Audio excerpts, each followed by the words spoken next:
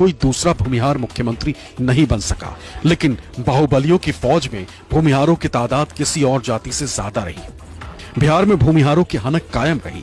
मिसाल के तौर पर अनंत सिंह विधायक, सूरजभान सिंह पूर्व सांसद, मुन्ना शुक्ला पूर्व विधायक, धूमल सिंह विधायक, सुनील पांडे पूर्व विधायक, बोगोन सिंह पूर्व विधायक, रणविजय सिंह पूर्व विधायक, बबलू देव पूर्व विधायक। ये सभी नेता भूमिहार जाति से आते हैं और अपने बाहुबल और दबंगई के बूते ही संसद और विधानसभा के दहलीज तक पहुंचते हैं।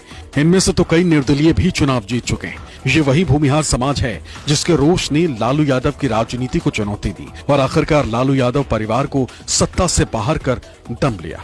ये भूमिहार जाति ही है जिसके समर्थन और रुतबे के बूते नीतीश कुमार की राजनीति सरपट दौड़ रही है और वो 2005 से बिहार के मुख्यमंत्री की कुर्सी से चिपके हुए हैं। भूमिहारों पर जेडीयू की हार का ठीकरा फोड़ने वाले अशोक चौधरी शायद ये बात भूल गए कि आखिर उनकी पार्टी में भी नीतीश कुमार के बाद नंबर 2 के नेता भूमिहार ही हैं। मसलन बिहार के वित्त मंत्री विजय चौधरी भूमिहार हैं। केंद्र की मोदी सरकार में जेडीयू कोटे से कैबिनेट मंत्री ललन सिंह भूमिहार हैं।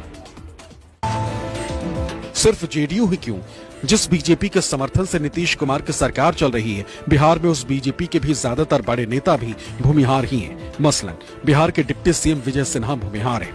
बिहार के स्वास्थ्य मंत्री मंगल पांडे भी भूमिहार हैं। केंद्र की मोदी सरकार में बिहार कोटे से कैबिनेट मंत्री गिरिराज सिंह भी भूमिहार ही हैं। बिहार बीजेपी के भीष्म पितामह कहे जाने वाले कैलाशपति मिश्र भी भूमिहार ही थे। यानी आबादी के लिहाज से भूमिहार भले ही छोटन दिखते हों, लेकिन बिहार में वो गंभीर घाव देने की हैसियत रखते।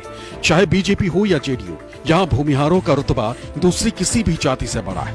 यही नहीं, लालू यादव की पार्टी, जिसे आमतौर पर भूमिहारों का समर्थन नहीं मिलता, उस आरजेडी ने भी हालिया लोकसभा चुनाव में वैशाली से बाहुबली मुन्ना शुक्ला को लालटेन थमाया था।